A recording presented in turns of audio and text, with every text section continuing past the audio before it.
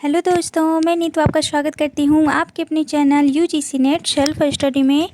तो हम लोग जैसा कि 1000 प्रश्नोत्तरी कर रहे हैं, सीरीज है जो 1000 प्रश्नों का सीरीज हम लोग डेली कर रहे हैं, जिसमें 50 क्वेश्चन हम डेली करते हैं। तो आज जो क्वेश्चन है काफ़ी इम्पोर्टेंट है और ये आपका आगामी एग्ज़ाम जितने भी होने वाले हैं हिंदी क्षेत्र से, ये सभी के लिए इम्पोर्टेंट है। चाहे वो पीजीटी, टीजीटी, बिहार बीपीएससी द्वारा जो अभी न्यू वैकेंसी आने वाली है, और जैसा कि हम लोगों ने देखा कि पीजीटी का हिंदी का रिजल्ट आ चुका है, 525 अभ्यर्थी उसमें सफल हुए हैं और बाकी जितने भी उसमें खाली पद बचने वाले हैं वो अगले एग्ज़ाम के लिए, अगले वैकेंसी के लिए उसमें ऐड होने वाले हैं। तो अच्छे से ये स्वर्णिम अवसर है आप लोगों के लिए, सभी के लिए जो भी बीपीएससी, टीजीटी और पीजीटी के पात्र फॉर्म जो डालेंगे इस बार, तो उनके लिए काफ़ी इम्पोर्टेंट है। और मैं जो घटना चक्र से जो सीरीज डाल रही हूँ वो काफ़ी इम्पोर्टेंट है आपके एग्ज़ाम के पॉइंट ऑफ व्यू से, तो आप उसे ज़रूर से देखें, आपको काफ़ी हेल्प मिलने वाली है।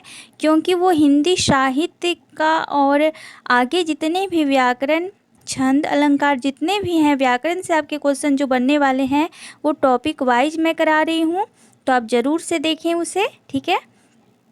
तो चलिए, अगर आप मेरे चैनल पर नए हैं तो ज़रूर से पहले चैनल को सब्सक्राइब कर दें, क्योंकि जब तक चैनल को सब्सक्राइब ही नहीं करेंगे तो आपके पास नोटिफिकेशन ही नहीं पहुंचेगी, ठीक है। और आप ये जो स्वर्णिम अवसर है ना, उसका लाभ ज़रूर उठाएं और जुड़े रहें मेरे साथ। चलिए, तो आज क्वेश्चन देखते हैं। आज का पहला क्वेश्चन हम लोग देख लेते हैं कि पहला क्वेश्चन क्या है। तो विष्णु प्रभाकर को किस कृति पर साहित्य अकादमी पुरस्कार मिला है? तो ये अर्धनारीश्वर पे उनको साहित्य अकादमी पुरस्कार मिला हुआ है। अगला क्वेश्चन है कि विशु, विंदा, रुक्मा और सक्सेना मनु भंडारी के किस कृति के पात्र हैं? तो ये महाभोज जो उनका उपन्यास है उसमें ये सारे पात्र निहित हैं। अगला क्वेश्चन है कि वृंदावनलाल वर्मा के इन उपन्यासों में कौन सा उपन्यास ऐतिहासिक पृष्ठभूमि पर लिखा गया है? तो वो गढ़ कुंडार है, जो कि 1930 ईस्वी का है, तो आपको ध्यान रखना है। अगला क्वेश्चन है कि वैर क्रोध या आचार, वैर जो होता है वो क्रोध, आचार या मुरब्बा है, तो यह कथन किस निबंधकार के निबंध से उद्धृत है? तो ये रामचंद्र शुक्ल द्वारा लिखा गया निबंध में ये कोटेशन दिया गया है, उनके द्वारा कहा गया है। अगला क्वेश्चन है कि वैशाली की नगर बधू उपन्यास के लेखक कौन है? तो ये चतुरसेन शास्त्री हैं। अगला क्वेश्चन है कि व्यक्ति व्यंजक निबंधकार के रूप में किसे प्रसिद्धि मिली है? तो ये विद्यानिवास मिश्र जी को मिली है, और विद्यानिवास मिश्र ललित निबंधकार के रूप में ये प्रसिद्ध हैं, जैसा कि हजारी प्रसाद द्विवेदी जी हैं। अगला क्वेश्चन है कि शंकराचार्य ने सामाजिक एकीकरण के किस दार्शनिक आध्यात्मिक ऐक्य का निरूपण किया है? तो उनका जो दार्शनिक दर्शन था वे अद्वैत सिद्धांत था, यानी कि अद्वैत वेदांत था, तो आपको ध्यान रखना है। अगला क्वेश्चन है कि शकुंतला माथुर किस सप्तक में सम्मिलित थी? तो ये तीसरा सप्तक था जिसमें शकुंतला माथुर जी थी। अगला क्वेश्चन है कि शतरंज के खिलाड़ी कहानी के लेखक कौन है? तो ये प्रेमचंद्र जी हैं। अगला क्वेश्चन है कि शब्द शक्ति के मुख्यतः कितने भेद स्वीकृत किए गए हैं? तो मुख्यतः 3 शक्ति हैं, अभिधा, लक्षण और व्यंजन, ये 3 शक्ति हैं। अगला क्वेश्चन है कि शब्दार्थो सहितो काव्यम किसकी उक्ति है? तो ये भामह की है। अगला क्वेश्चन है कि शहर में घूमता आईना उपन्यास किस लेखक का है? तो ये उपेंद्र नाथ अश्क द्वारा लिखा गया उपन्यास है। अगले क्वेश्चन को देखते हैं। शिव मंगल सिंह सुमन किस युग के कवि हैं? तो ये प्रगतिवादी युग के कवि हैं। अगला क्वेश्चन है कि शिव सिंह सेंगर ने किस कवि को हिंदी का प्रथम कवि माना है? तो पुष्य या पुंड को प्रथम कवि माना है। और आप इस पे ट्रिक भी लगा सकते हैं कि शिव जी पर हम क्या चढ़ाते हैं? तो पुष्प चढ़ाते हैं। तो शिव जी शिव जी यानी कि शिव सिंह सेंगर ने किसे माना हिंदी का प्रथम कवि? तो ये पुष्या पुंड कवि को माना है। अगला क्वेश्चन है कि शिवा बावनी के रचयिता कौन है? तो ये भूषण है। अगला है कि शुद्ध कविता की खोज किस प्रकार की पुस्तक है? तो ये आलोचनात्मक पुस्तक है। अगला क्वेश्चन है कि शुरू में किस उपन्यास का पठन सुख लेने के लिए लोगों ने हिंदी पढ़नी सीखी थी? यानी कि ऐसा कौन सा उपन्यास था जिसे पढ़ने के लिए लोगों ने हिंदी की तरफ अपना कदम बढ़ाया था? तो वो था चंद्रकांता संतति, जिसे पढ़ने के लिए लोगों ने हिंदी सीख डाली थी। तो ये काफ़ी महत्वपूर्ण बात है उस टाइम की, कि लोगों की इतनी रुचि थी कि वो एक उपन्यास पढ़ने के लिए हिंदी की ओर कदम अपना बढ़ाए थे और हिंदी सीखी थी। अगला है कि श्याम अश्व अपने उपन्यास के लेखक कौन है? तो ये जगमोहन सिंह हैं। अगले क्वेश्चन को देखते हैं। श्री मालवलंकर ने सेठ गोविंद दास की किस रचना को विश्व इतिहास का एक ठोस भाग माना है? तो वो पृथ्वी परिक्रमा उनका एक उपन्यास है, सेठ गोविंद दास जी का। अगला क्वेश्चन है कि श्रीलाल शुक्ल का राग दरबारी किस शैली में लिखा गया उपन्यास है? तो ये रिपोर्टाज शैली में लिखा गया है। अगला क्वेश्चन है कि श्रीलाल शुक्ल को उनकी किस कृति पर व्यास सम्मान प्रदान किया गया है? तो ये विश्रामपुर का संत पर उनको व्यास सम्मान मिला है। अगला क्वेश्चन है कि संत साहित्य में सबसे अधिक पंडित कवि कौन है? तो ये दादू दयाल हैं, आपको ध्यान रखना है। और संत काव्य में सबसे पढ़े लिखे व्यक्ति कौन थे? तो वो सुंदरदास थे। अगला क्वेश्चन है कि संपूर्ण गांधी वाक्यमय के संपादन किसने किया है? तो ये भवानी प्रसाद मिश्र ने किया है। अगला क्वेश्चन है कि संपूर्णानंद जी के संस्मरण उनकी किस पुस्तक में संकलित है? तो कुछ स्मृतियाँ और स्फुट विचार, तो ये उनकी जो संस्मरण है ये इस नाम में संकलित है सारे। अगला क्वेश्चन है कि संविधान के अनुच्छेद 343 के भाग 2 के अनुसार संघ सरकार के कार्यों में अंग्रेजी का प्रयोग जारी रखने की व्यवस्था कब तय की गई है? तो ये 25 जनवरी 1964 ईस्वी को की गई थी।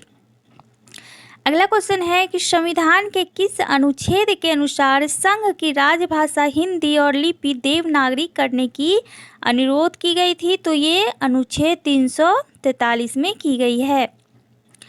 अगला है कि संसद से सड़क तक जो कविता संग्रह है इसके लेखक कौन है? तो ये धूमिल की है, 1972 ईस्वी की है, आपको ध्यान रखना है। अगला क्वेश्चन है कि संस्कृति के 4 अध्याय पुस्तक के लेखक कौन है? तो ये रामधारी सिंह दिनकर जी हैं। अगला क्वेश्चन है कि संस्मरणात्मक पुस्तक समय के पाँव किसकी रचना है? तो ये माखनलाल चतुर्वेदी जी की रचना है, समय के पाँव।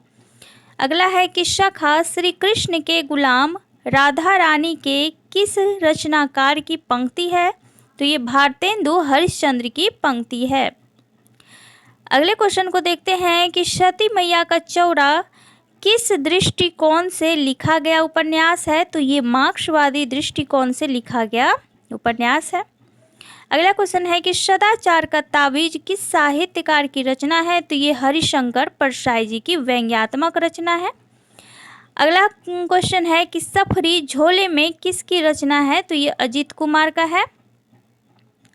अगला क्वेश्चन है कि समकालीन कहानी दशा और दृष्टि पुस्तक के लेखक कौन है? तो ये धनंजय हैं। अगला क्वेश्चन है कि समरस थे जरिया चेतन सुंदर साकार बना था, चेतनता एक विलसती आनंद अखंड घना था। तो ये पंक्तियाँ जयशंकर प्रसाद की किस कृति से ली गई है? तो ये कमायनी से ली गई है। अगला क्वेश्चन है समरसता मूलक आनंदवाद की पृष्ठभूमि में लिखी गई जयशंकर प्रसाद की कौन सी कृति है? तो ये कमायनी महाकाव्य है उनकी। अगला क्वेश्चन है कि सरस्वती पत्रिका के संपादक कौन थे? तो ये चिंतामणि घोष थे। और 1930 ईस्वी से 1920 तक इसका संपादन किसने किया था? तो महावीर प्रसाद द्विवेदी जी ने। तो आपको ये भी ध्यान रखना है, पूछा जाता है। अगला क्वेश्चन है कि शरहपाद को हिंदी का प्रथम कवि किसने माना है? तो ये राहुल संस्कृत्यायन ने माना है। और कब माना है? तो 769 ईस्वी विक्रम में माना है। और इनका जो महत्वपूर्ण ग्रंथ है तो ये ग्रंथ का नाम है दोहा कोश। ये भी आपको ध्यान रखना है, ठीक है। अगला क्वेश्चन देखते हैं। अगला क्वेश्चन है कि सहज कहानी अभियान किसने छेड़ा? तो ये अमृत राय थे, ध्यान रखना है। अगला है कि सही नचावत राम गुसाई, सबही नचावत यहाँ पे होगा। तो सबही नचावत राम गुसाई ये उपन्यास है, आपको ध्यान रखना है, ये कोई पंक्ति नहीं है। तो देख लीजिए, सबही नचावत राम गुसाई ये उपन्यास के लेखक कौन है? तो ये भगवती चरण वर्मा जी हैं, ध्यान रखना है। अगला क्वेश्चन है कि सांख्य दर्शन के आधार पर उस निष्पत्ति की व्याख्या किस आचार्य ने की है? तो ये भट्ट नायक ने भुक्तिवाद का सिद्धांत प्रस्तुत किया है।